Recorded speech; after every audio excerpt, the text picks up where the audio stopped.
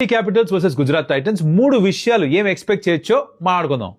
First, KL Rahul ఇప్పుడు 2 మ్యాచ్లు కలిపి ఒకరిని మాత్రమే కొట్టాడు కదా అని చెప్పేసి తనేమీ ఆషామాషి ప్లేయర్ కాదు. కొంచెం కాన్ఫిడెన్స్ వస్తే తగులుకుంటే మహాప్రభు 100 కూడా కొట్టగలడు. పైగా సిరాజ్ పైన మంచి రికార్డు ఉందంట. So will be looking forward to play against GT. ఎందుకు అనిపిస్తుంది కేఎల్ రాహుల్ నుంచి ఒక మంచి నాకు వచ్చేస్తుందని.